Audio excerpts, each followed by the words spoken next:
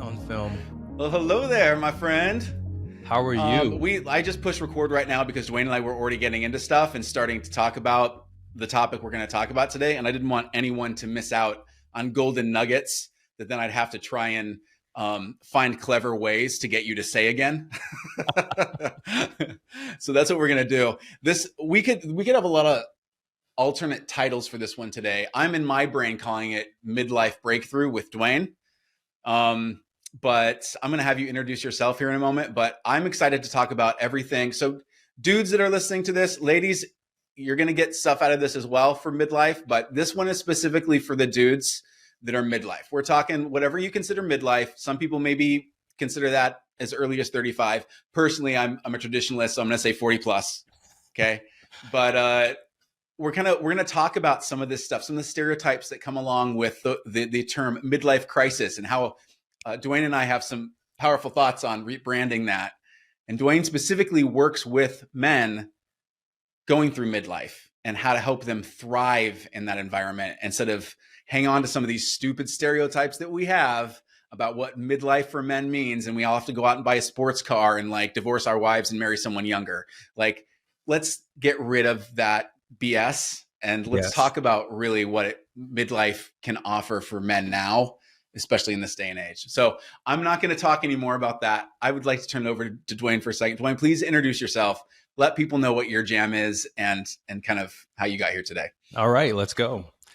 My name is Duane Leckey, and I'm a life and mindset coach for Midlife Men. And, as Aaron graciously mentioned, my focus is on helping men redefine what midlife is for them. And, we talked about this a little bit even before getting on and hitting the record button, like rebranding midlife, because I think midlife oftentimes has, it's kind of under this moniker of a crisis, or, it's oftentimes interpreted as an ending. And So true. and that's something that I want to rebrand. I think Aaron agrees with me. We've talked about this. I like to think of it as, and I'm going to steal this from Brene Brown, a midlife awakening. Yes, there you Because go. I think And that, we like to talk about all the Brene Brown stuff yeah, in my house. So use yeah. Brene whenever you'd like. Listen, if it's good, I'm going to use it. So no such recreating it. But I know for myself, I've gone through, I'm in this, and having, gotten to a point in my life where, I felt like, you know, outward looking, everything looked fine, everything looked great, all the things were working. My marriage, my children were all healthy and they were adults thriving in their lives, and I had a really good career, but for whatever reason, I felt empty. And there was a part of me that was questioning, am I depressed? Am I what's going on? And, for me, I felt a lot of shame around it. I felt a lot of shame, and I felt like almost like I didn't have any business feeling the way I did, even though it was the way I was feeling, because and you felt like, like you said, all the checkbox for this list of what's supposed to yes, make me happy is yes, here, so I shouldn't be feeling ways, right? Yeah. right, right. It's like, okay, I check this box, check this box, check that box, all the trappings of life that we've been conditioned to believe this is what we're supposed to be going after. Hmm. I hit all those cones, and I was still feeling empty, still just in this depth, and experiencing some emotions that they didn't feel familiar to me. And so I really had to take some time to dig into that for myself. you know, Hmm. you know, with the help of, doing a lot of reading and a lot of listening and a lot of coaching and also talking to people. But when I go back and I revisit that period of time, I can see that it wasn't so much that I was depressed. It was more that I was unfulfilled. Mm. And recognizing that was so important to me, um, important for me, but also um, getting to the truth of the situation, which was that I could do something about it. Right. And because the lies that I was telling myself, that was playing over the story that I was telling myself, that was playing in my mind, was that, you know, is this it? It's too late. Mm. It's too late for me. It's too late. That Yes. one, I feel like that's the like sneaky thought that a lot of guys don't even really acknowledge. And you Yes. said something interesting a moment ago as well, which was basically that there were some things maybe that you didn't even realize that were supposed to be on your checklist. Right. But that Right. was that feeling of unfulfillment, even though you Yes. didn't really know what they were. Yes. But that in that back of the mind thing though, of like, is the best behind me? Or my Yes. 20s and my 30s, my heyday, and like I didn't do X, Y, and Z that I always dreamed of doing, and now it's too late because I'm in midlife. Totally. Totally. Right. Yeah. Because I just think I was, I'd been conditioned to believe that, the my 20s and 30s and my 40s, that like that was my moment. And, Hmm. as if that was the only moment that I could affect change in my life, or that was the only period of time that I could make a decision for myself. I was like wallowing in this story, right? Just like bathing Mm. myself in it. And then, I had to kind of break through those lies.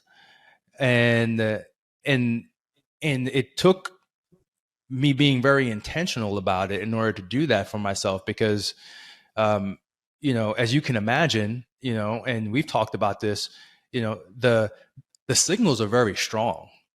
The signals that the world gives us are very strong when it comes to, who we're supposed to be, and what we're supposed to be doing at any given point in our life. And For that most checklist, right? yeah, and most of us are Kids like squared are, away. are just Did I get them off following in that college? following that Like, checklist, right? good Go job. to school, get the good Marriage is job, good. get Yep. married, have a Hmm. family, right? Get into your career, focus on that career, dig in. And then I reached this point where, like I said, my kids were grown. And, and that, even like my that empty nest, I think a lot of times, you hear about empty nest, and it's often spoken in reference to how women feel about it, but you don't Mm. often hear about the effect that that may have on men. What And did I that can look like for you? so for me, I was what I had gone through. When we sent our youngest off to college, I was proud dad. I was proud that I was like, this was what he wanted to do. I knew he wanted to go. My wife and I, we dropped him off, and I was just so excited for him. And there was some Yeah. sadness, Well, of but course. but Yeah. yeah, but there was more excitement. Yeah. My wife, hysterical, right? Like as we're leaving, I mean, just hysterical. On the way home, the 3 hour, hour, 2 hour drive, I mean, just a puddle the whole way. It took her like days to kind of recuperate from us dropping him off. The baby's out of the house. Yep. Yeah, Yeah. baby's out of the house, the last one. Yep. For me, it was all excitement. And I think it didn't really hit me until a few years later, when, Oh I wow! was You delayed it that much. yeah, it really Do you did. think that was purposeful looking back on it, or do you feel like that was just your natural kind of I think it was my progression? natural. I think it was just my Yeah. natural. I think my natural process. I mean, I really truly was. There was more excitement at that time, that I was experiencing and feeling, and I was actually looking forward. I was looking forward to the time with my wife. I was looking forward Yeah. to just like we were going to have the house to ourselves. We were going to be able Oh to my do some gosh, it's the things. best, right? Yeah, and it Yeah. was great, right? All those things were great. I mean, we decided to pick up and move from uh you know Portland, Oregon to Boca Raton, Florida, and we spent a year and a Oh, half nice. living like a mile and a half from the beach. And which is so funny because it was on the beach sunny day, right? Sitting on the beach with my wife, you know, watching the sunset when I was feeling my lowest, Oh, wow. That's an right? image. Right. Yeah. A And lot of people's like pinnacle, they would think that like, man, he got to do the early retirement. He got the kids off successfully. He moved to a warm, sunny place. Like Portland, Oregon's amazing. Don't get me wrong, but it's not Boca Raton, Florida. yeah. And if you lived in the The Pacific beaches are Northwest, you quite know what we're different in the talking about. Pacific Northwest Yeah. than they are in Florida. But I was as I was I was there and I was reflecting. I remember sitting on the beach, and my wife was trying to figure out what was going on with me, and she just asked me like, what's on your mind? And I just started opening up to her about what was going on, like what I was feeling, and not really having all the words to articulate the Yeah. why, but it was helpful for me to just articulate what I was feeling, what I was experiencing in that moment. And that helped to start me on the journey to kind of dig into what was going on.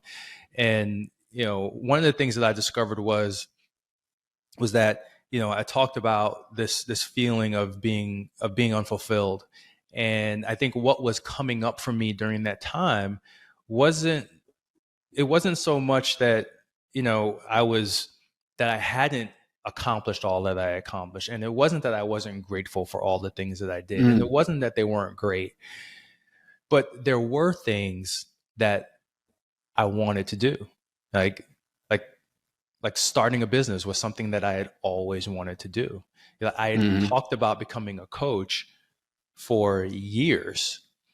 And I think what was happening to me was that all of a sudden now, we're empty nesters and all these things are great, but I think it took me 2 years, because it took me 2 years to actually create the space to allow myself to experience what I needed to experience to catapult me into this next phase of my life, into this next Yeah. leg of the journey.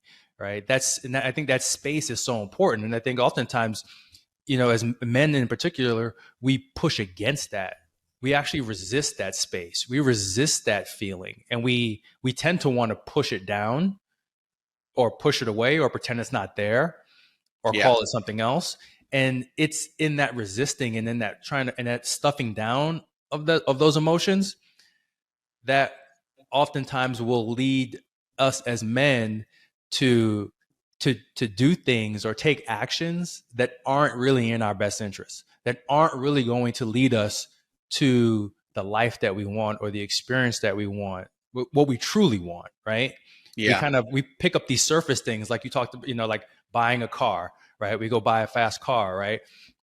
Or we or even more drastic, you see a lot of men all of a sudden now, the temptations of infidelity start to come into play, because we Mm. feel like we need to find something to re-energize ourselves. Yeah. We need to feel And young. yeah, Yeah. in order to feel alive, Mm. again.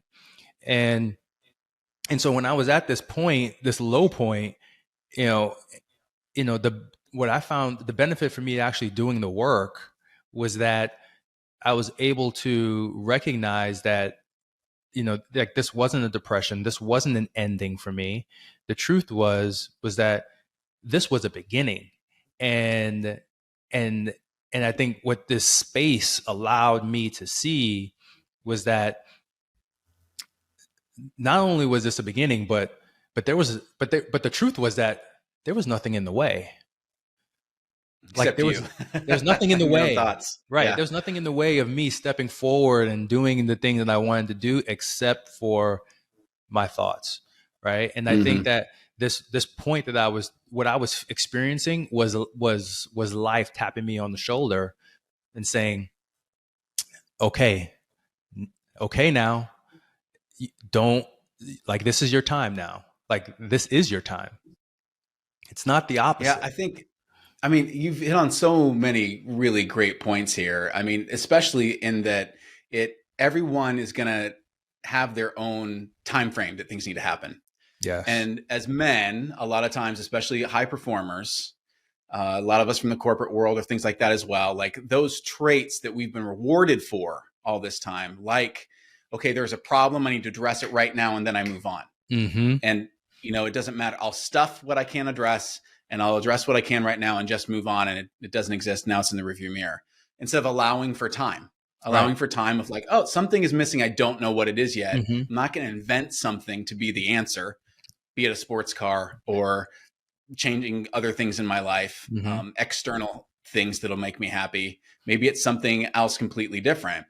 And it's not like this is what we're talking about right now is unique to classic midlife for a man. But Right. I think what is unique to it is the way that we, like I said, that we address it. Right. Yes. You know what I mean? Like you Right. said, your wife like went immediately to the emotions, Mm-hmm.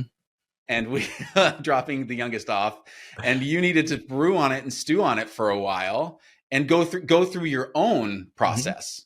Yeah. And yours started with excitement of all the possibilities of just you and your wife being able to reconnect.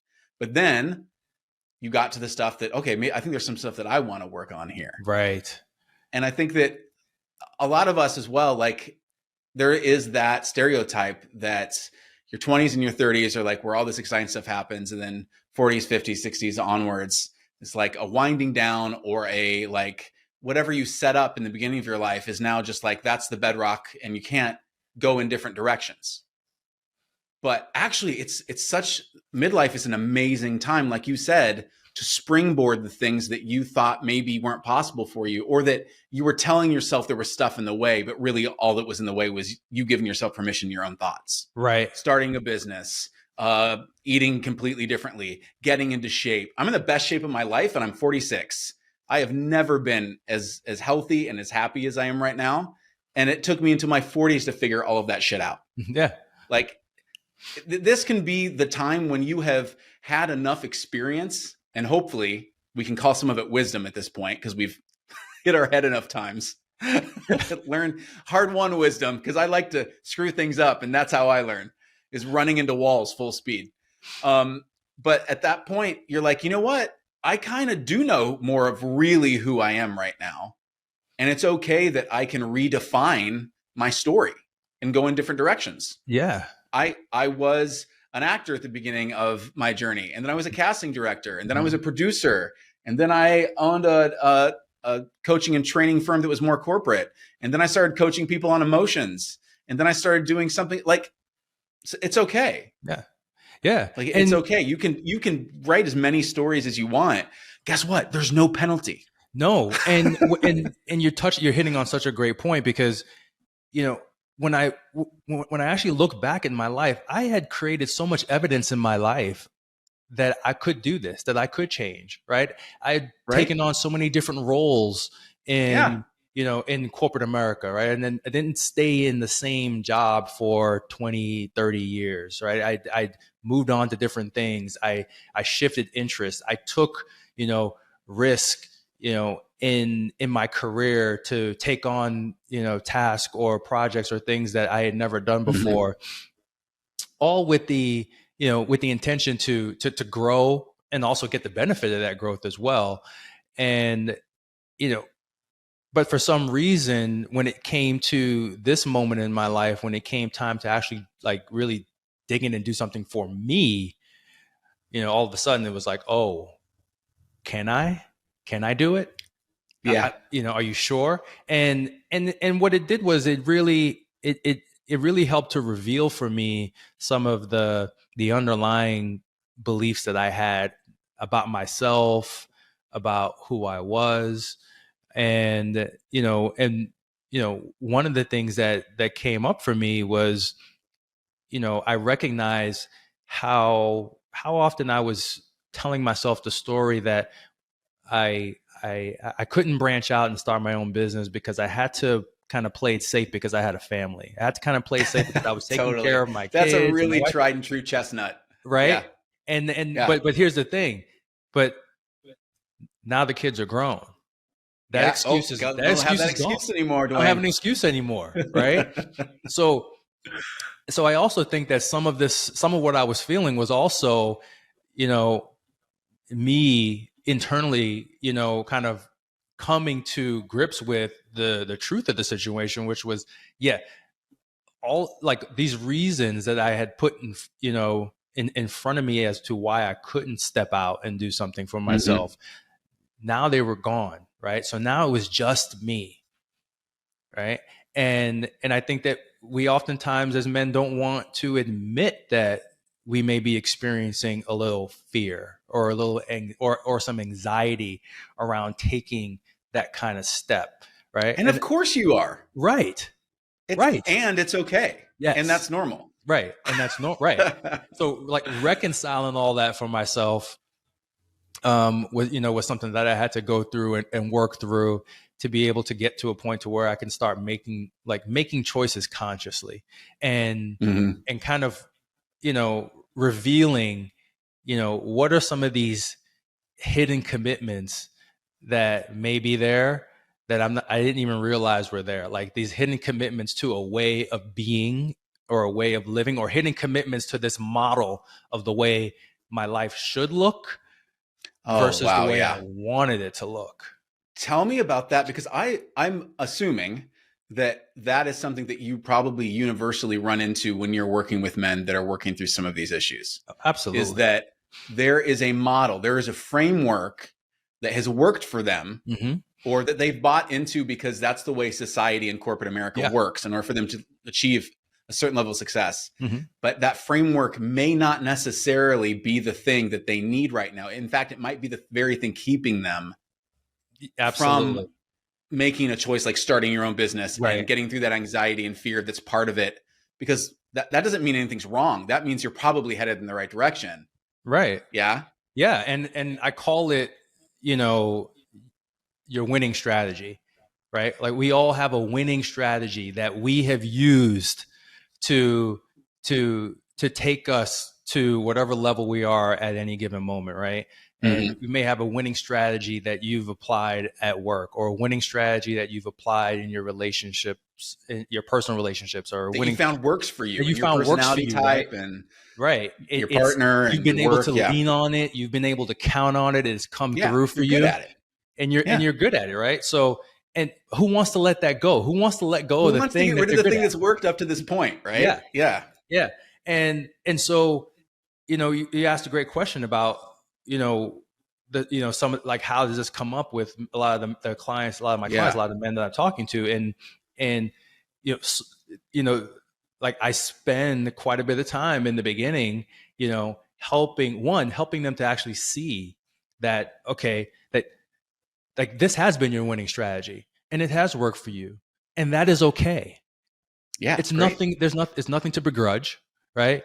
It's okay. Appreciate it because it's given you what you have right now. But now you have to ask yourself the question: is this a winning strategy? Is this going to be the winning strategy that's going to take you to the next version of yourself? Is this the winning Mm-hmm. strategy that's going to propel you into this next version of your life? Or is it going to keep you from that? Right? Because sometimes Yeah. In it's fact, like, is it what's been frustrating you? yes, Because you're trying to take that same framework, that same model, and do the new thing that you want to do, or at least figure out why you're unhappy with the current framework. But you're not even realizing that, like, well, you actually have to move outside of this story yeah, currently yeah, to do that. yeah. And you might just have to let that go. Ooh, that's scary as hell. Yeah. Right. And and I think that oftentimes we don't even recognize that what the emotion or the fear that we're experiencing is that fear of letting go. Yeah. That Because fear this of hammer has worked for me for 20 years. years. Yeah. It's a good hammer. Yeah. Yeah. It's gotten me the Now you're telling me house. I have to use a screwdriver? I don't Yeah. know, Duane. Yeah, I it's don't gotten know. me a six-figure job, and now you Totally. want me to believe that that letting this go is going to be the thing. And so helping men understand that you can let that go and you can be okay, right? You can let it go willingly, and you don't even have to Mm-hmm. feel bad about it. Like you don't have to look back on it.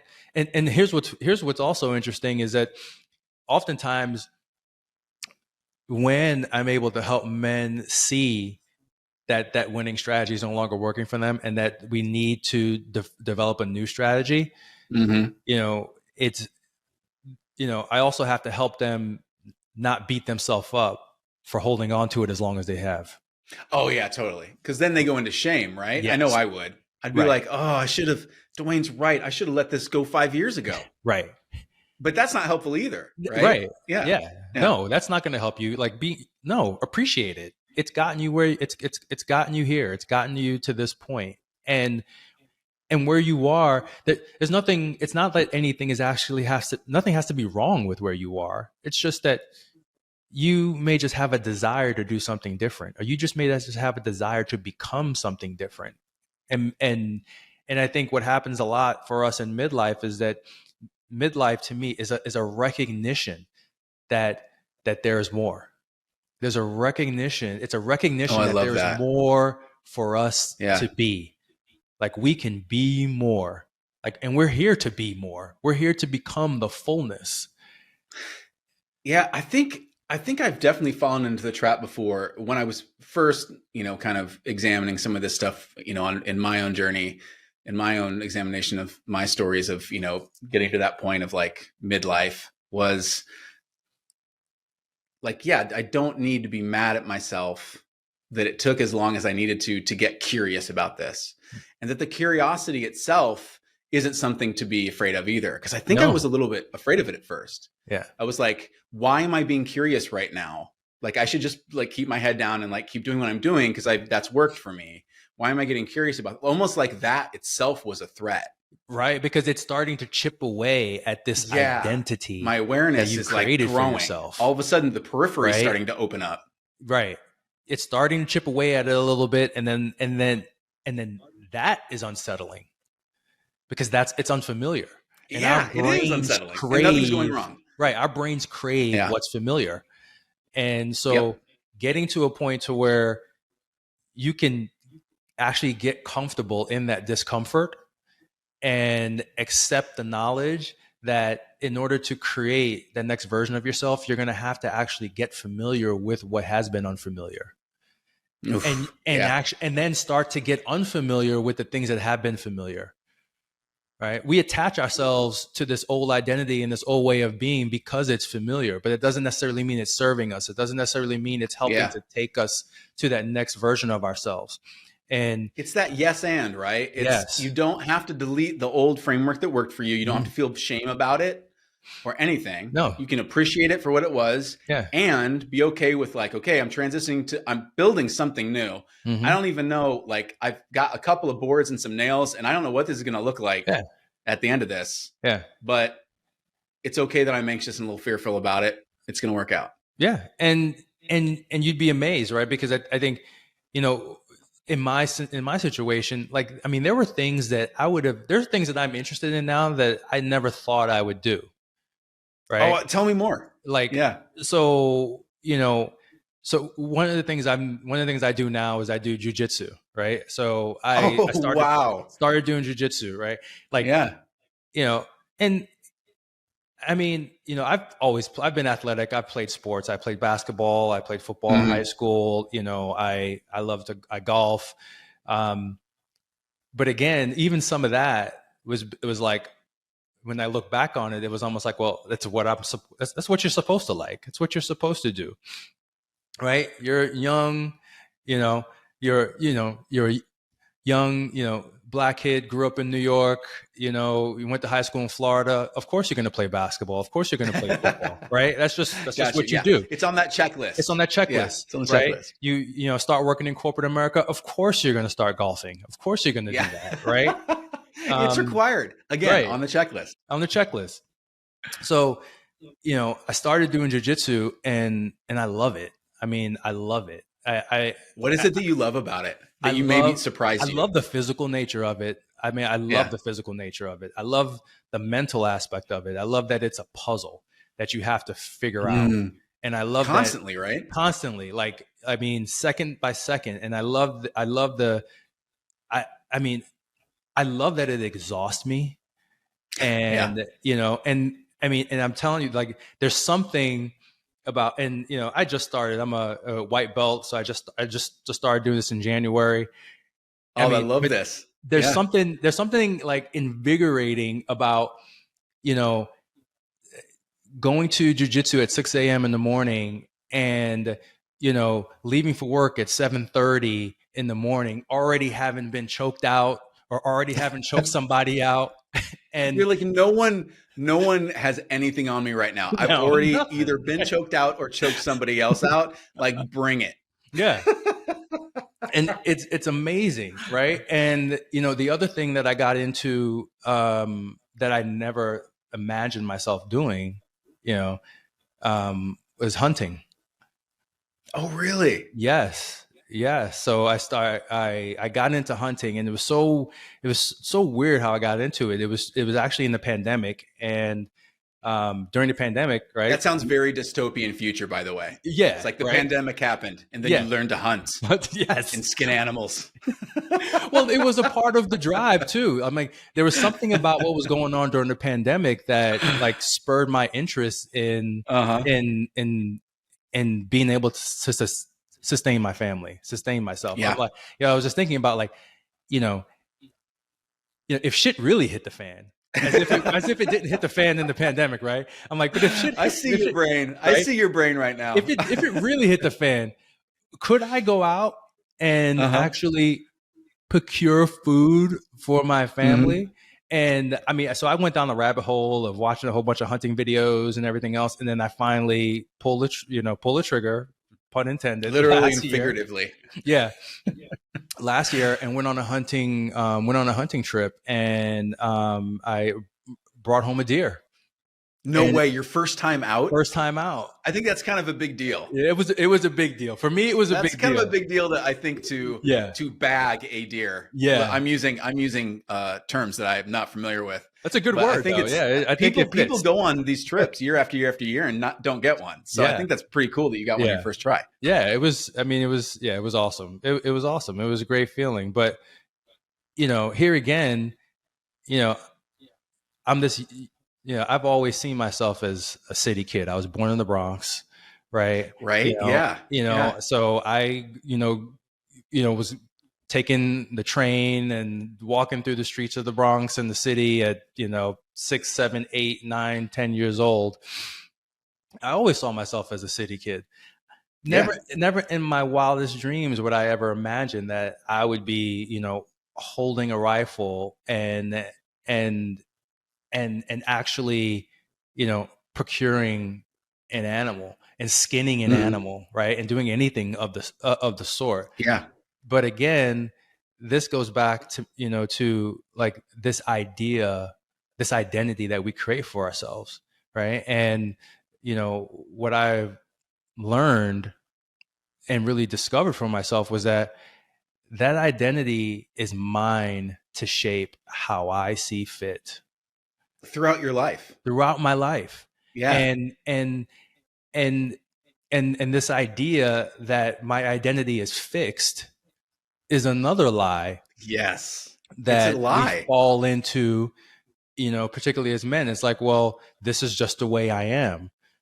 Hmm. No, this is You just the get to be way malleable. it's just the way you're choosing to be. You can choose to Yeah. be any other way you want, right? And there's no time restriction. There's no That's such point a that says, refreshing well, message. once you hit Everyone 45, listening you right can't now, I hope change. that you're tuning into this. There is no too late. Yes. There is no, well, this is the version of myself that I've been proud of in the past, so I got to keep doing that because people seem to like it. Yeah. That's okay. You can That's change okay. it, and some people might not like that you change, and that's Right. okay too. Yeah. The important thing is do you like it? That's the Do important you thing. like it? Do you like Yeah. it? Right. And you know what? There may be other people that may not like it. And I can almost guarantee you there's going to be someone that's going to be attached to the old version of yourself. Oh, 100%. Right. Yep. They're going to That keep absolutely looking for that happened to me old when I version. made lifestyle changes in my 40s. Yeah. When I stopped being cocktail guy, I was a bartender for lots of years when I was still a performer. Oh my Because gosh. you have to either wait tables or Or bartend when right. you're an That's actor. It's again, just right. it's in the contract. That's the And story. so I loved making cocktails for people, and it was a big part of my identity for hosting and all kinds of stuff like that. Like, it was a really big change for people at first when I was like, "Yeah, I don't really drink anymore because I'm into bodybuilding now." Yeah. They're like, "What?" I'm What? like, "Yeah, I got rid of the bar and I made a protein station." That's They're like, awesome. who are you? Uh, Yeah. It's like, I'm me, but I'm still me. I'm just a I'm different still version of me, me. but this is just a different version of me, right? This is a different version of me. And and it may be a version that you're exploring for a period of time, right? Mm-hmm. You may change again, Yeah. right? There's no rule that says that, oh, if you choose this, now all of a sudden you got to stay there for 10 years, right? Mm-hmm. It's you get to choose, right? I mean, and if you don't take anything else away from this, it's take this away. You get to choose. Yeah. You have a choice. You get to decide. There's no such thing as a fixed personality or a fixed identity. And I think so much of what happens during midlife, it is this almost like grading against this identity, this grading against this version of yourself. And it's the truth of you, right? And I don't know what that is for any individual, so I'm never telling someone what they should do. I'm just helping, you know, I feel like my job is to introduce people to who they truly Yes. are. Yep. And please, people that are listening to Duane right now, and if you are thinking about having a coach, whether it's in this topic for a midlife journey or something completely different, like I do, or like it could be a million different things, a good coach, you will hear a good coach say what Duane just said. They're not there to tell you how you're supposed to do it and have you follow a set plan that has worked for them. And so you Mhm. have to follow that formula. They're there to help you figure out your own formula, That's right. to help you see your brain Mm-hmm. and where you are and where you want to go, and have you help you solve the problem yourself, That's right. but show you your brain Mm-hmm. so that you can see the forest through the trees. Yeah. An objective observer that can say, like, it looks like that you're maybe doing this to yourself, Mm-hmm. or you just said this, but you said you wanted this. Mm-hmm. And like those moments, that's what a good coach is there for. They're not there to make you follow them like some sort of guru. No. No. So Yeah. exactly what Duane said. That's what Yeah. you need to look for in a coach. Absolutely. Absolutely.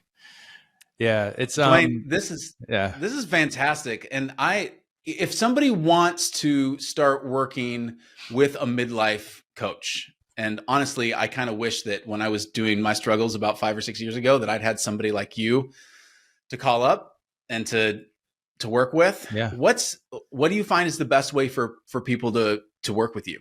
Sure. How can they get a hold of you? Like, how does it work? So I think the best way to reach me, if you want, is to go to my website. It's DuaneLeckey.com. That's DuaneLeckey.com.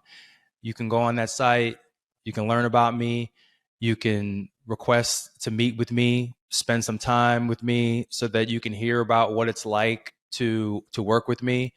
We'll actually get into some coaching. So that's the best way to reach me. I also have a podcast. It's called the Rebirth of You podcast. You can Oh, I find it love that. anywhere you Rebirth listen of to you. podcasts.